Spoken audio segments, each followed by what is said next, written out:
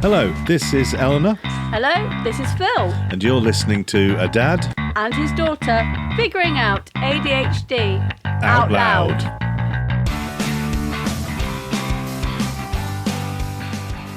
Hello. Hello. Hello, welcome to A Dad. And a daughter. I can't. And our daughter, his daughter. Welcome to A Dad and his daughter. You took me by surprise then. Taking you by surprise. Thank you for listening. Thank you for another joining us again. For joining us again, yes. And thank you, very quickly, thank you for all the comments and support we've received over the last few weeks. Thank you.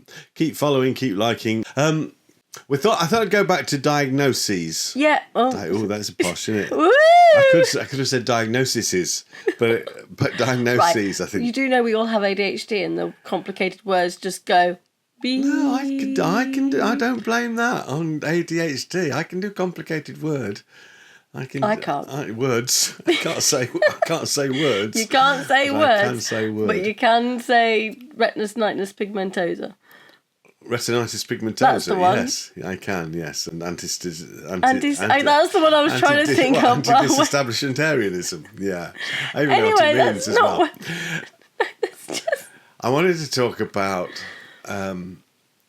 what it was like for us on receiving the diagnosis, because I saw a clip on Instagram. Okay. And thank you for whoever it was. Maybe I'll, if I remember, I'll look you up and put your name down on the video at least. Because I've not come across it before. And one of her little flicks, you know how they do on Instagram, little flicky things, the reels. the ideas, the reels and whatever. It said, did you receive the diagnosis and think somehow you must have tricked the assessor? And it was the first time I'd heard that that's a thing. That is yeah. But my response was yes. Okay. I thought, have I answered this in such a way that it makes me sound like ADHD? Okay, so maybe you didn't quite believe the diagnosis you got then, even though it was blatantly from obvious. a very Yeah, just there's a little part of me that went, oh, maybe I've answered wrongly. No, because there was no wrong or right answers. It's not like a school test where like they're testing your ability on your ADHD. It's like, how very dare you? It's not like just one question, is it? No. We're going to an ADHD assessment. Question 1. Do you have ADHD? Yes. Yes, you do. Congratulations. Well done. But it's that, what does it feel like to have that? Because I remember I did it online, as you do. So you do all the paperwork, as we've done this before, you do all the paperwork, you have the interview online, and then you wait, not long, but wait for the email to come to say, here's your result. Well, yours was obviously slightly different. Yeah, okay. From mine. So I had a Zoom meeting with somebody through other visual communication devices and software is available apparently. Okay, well, team. Anyway. Yeah, exactly. There you go. Sorry. So we were on a video call. Maybe I should just say that. That's call. That's good. That's the right one. And at first she was like, "It's going to take 2 to 3 hours," and I was like, "Oh wow." You'd said that to me. Long. When mine started, she said, it should only take half an hour. And I'm going, well, that's not enough. My daughter had at least 2 hours.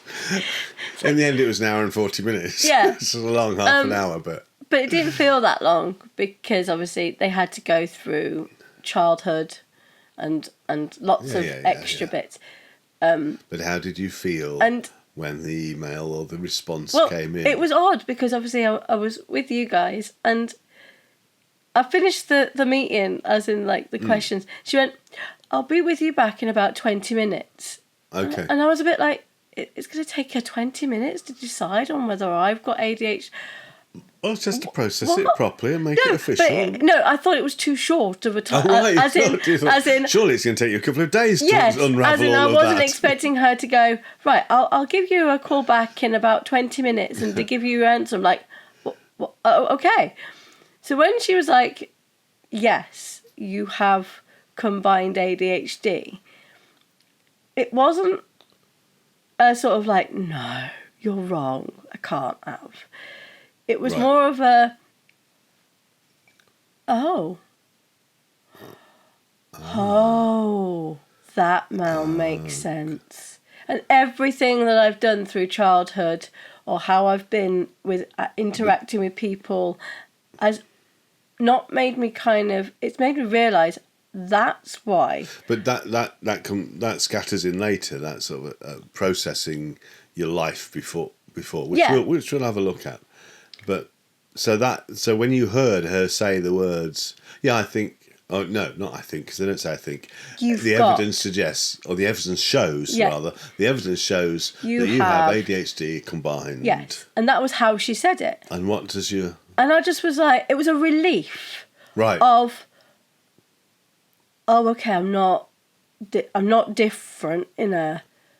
Well, who are you? Like in a different. I'm not different in a bad way. Like you all inside, you kind of felt like there's something wrong with me. Like why can I not adult? Why can I not do things like everybody else? Why am I struggling to process certain things that everybody else breezes through? What is it?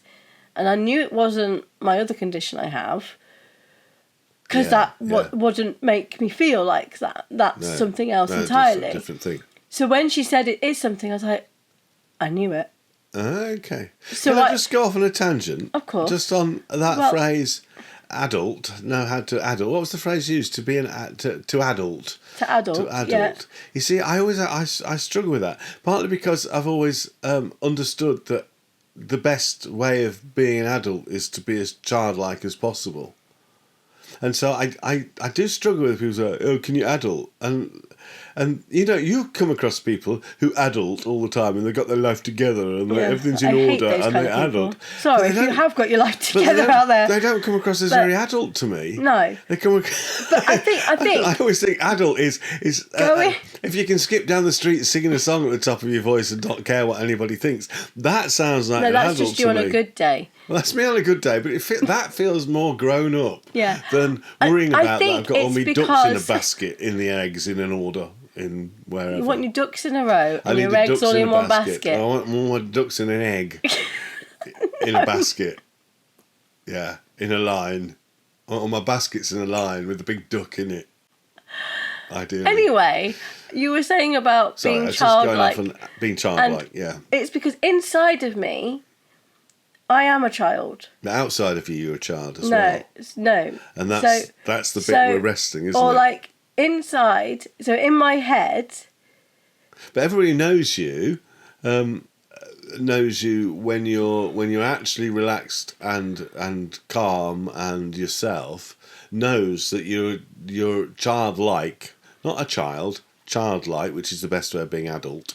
And you're very good at it, and you're out. So when you're on holiday and you're having fun and you're playing around. But I think that's how you've brought me up, though, is to just enjoy life as it is. I think it's that. I think it's not.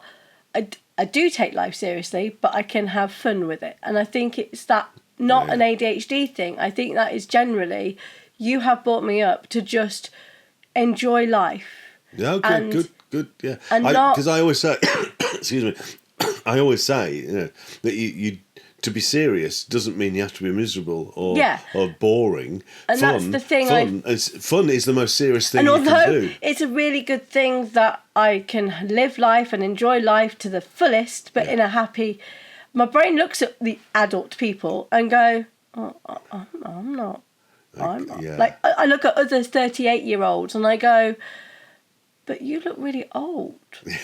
Oh, well, that's just life, I'm afraid. And you wait till you get to in my head, 60s. I look at them and I go, I'm 30, but I'm not that. You wait till you're 60s, you're surrounded by old men. Where are you old people come from? Trying to buy you a birthday card or a Father's Day card is a pain in the backside. You have to get one with golf. Because it's either golf... Boring golf, but not exciting golf, not interesting golf. Or pictures of just old men that fart. That's just... Or bottles of wine, generally, but I don't drink a lot. No. So to try and find one that's as... To draw your own. Personality as you, Anyway, Oh, right. Anyway. Draw my own. That's not going to Just happen. took a big scribble. Sorry to interrupt your listening. Yep, sorry to butt in. If you like what you're listening to, please give it a like, follow, and subscribe to wherever you're listening to. Yep, whatever platform you're on. Or follow us on Instagram. It's adhd.outloud. That's it. Or you can email us or leave a message. The email is adhdoutloud@gmail.com. Yep. But really, thank you for listening and enjoy the rest of the show. Enjoy. But I did feel like a wave of relief of like, I'm not mad. Yes. And I'm not crazy. And I'm not just trying to say I have ADHD to try and get away with things. It is an actual struggle to do certain things. And that's validated, isn't it? That sense of, I'm not So that struggling thing- because yeah. I'm useless. I'm struggling because there's something about the way my brain is and when you connected come across people means who... it's a struggle, but that's not...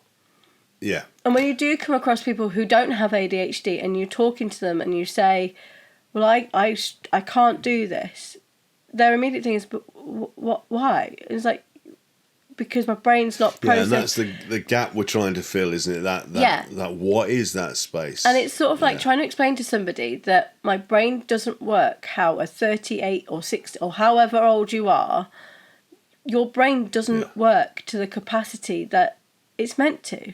Yeah, well, I don't know. Yeah, I would worry about that phrase because, as we know, it works in a different capacity. Yeah, and way better than many other people's because brains. we're bright sparks. The world Yeah.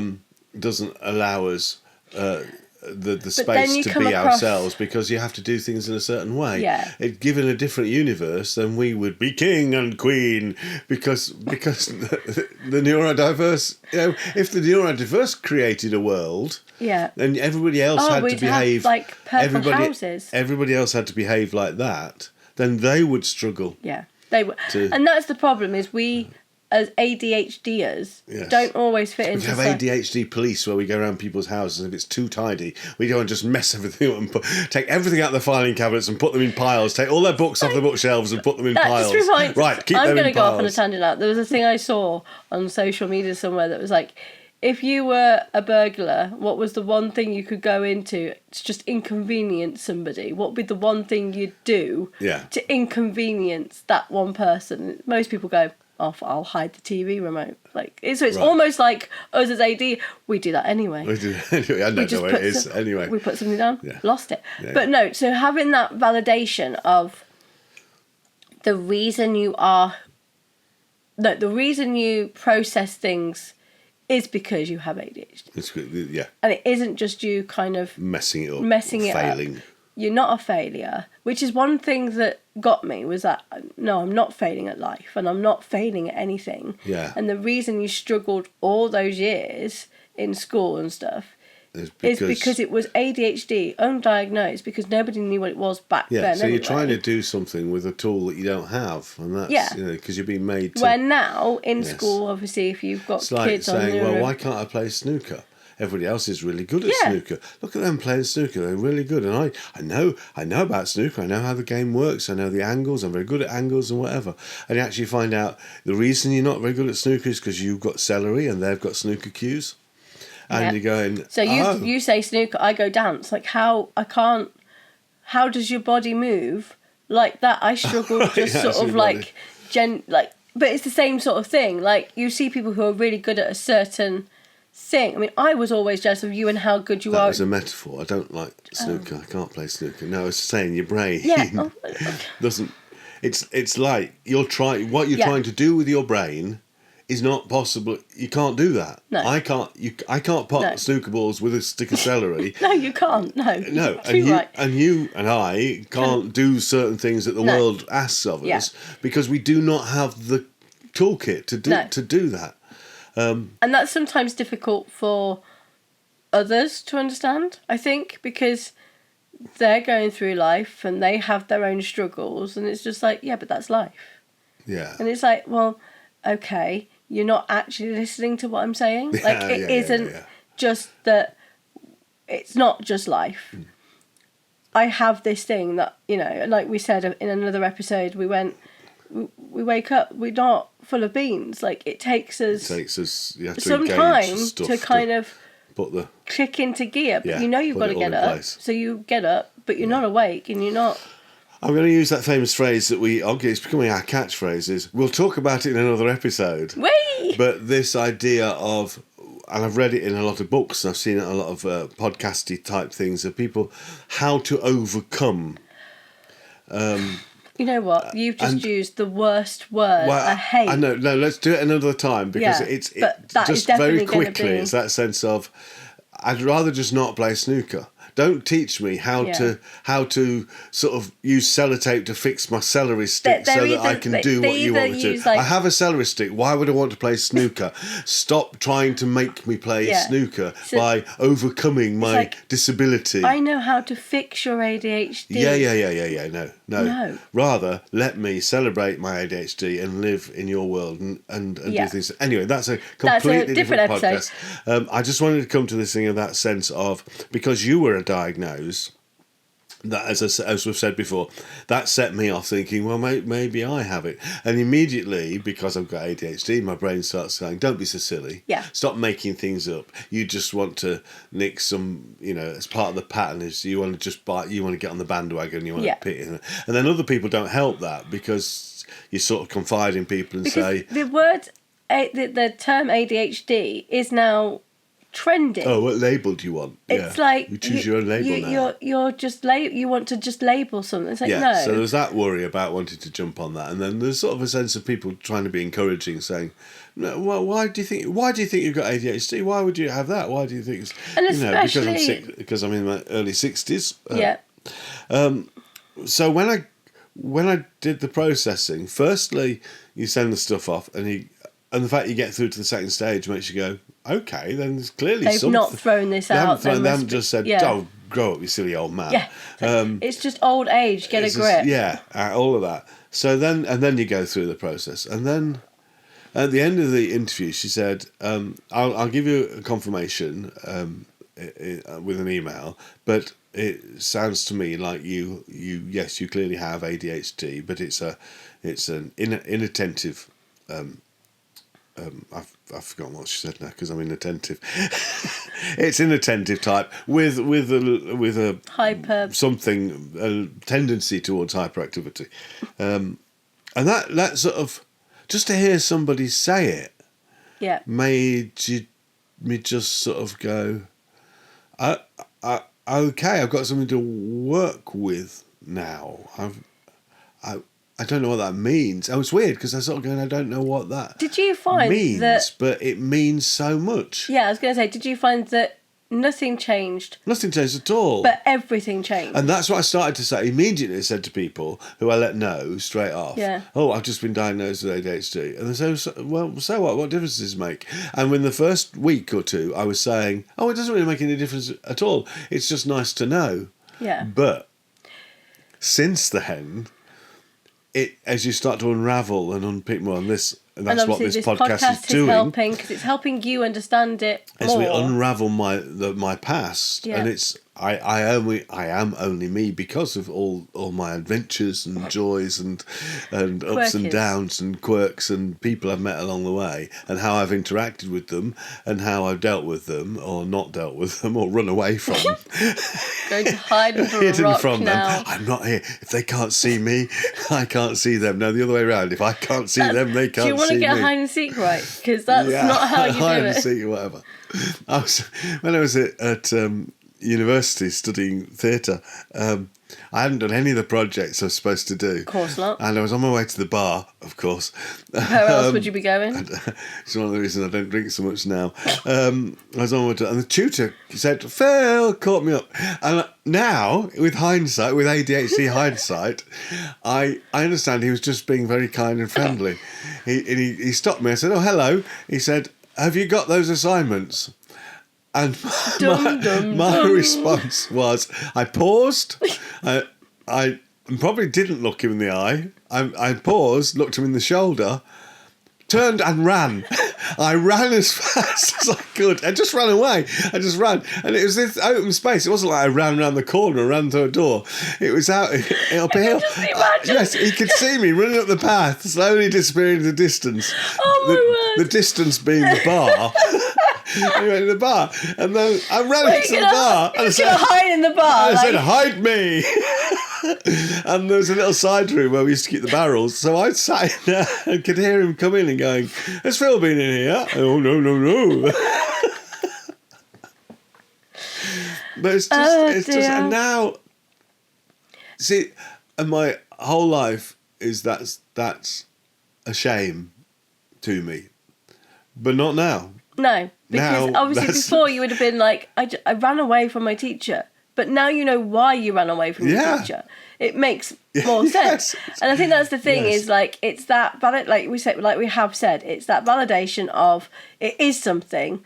And it is something. And it's not me putting something on it. Every day that goes by, and I have to now try and stay quiet because Joe, your mum, you can see it's wearing.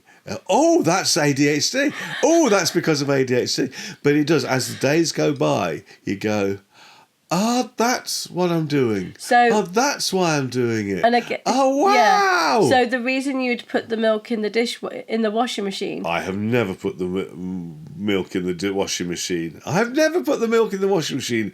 Okay. I put the ham on the shelf and the scales in the fridge. That's probably what I'm thinking. But that isn't because you were going mad. And we'll touch upon, that sort of thing. Can I just finish on the maddest thing? The madness thing? The maddest thing. Oh, the maddest thing? The maddest thing I've done. What, that you've ever done? We're talking about shame. Yeah, I think so. I think it's the most... maddest certainly thing. The most dangerous thing. Oh, gosh. And it could have killed you. Me?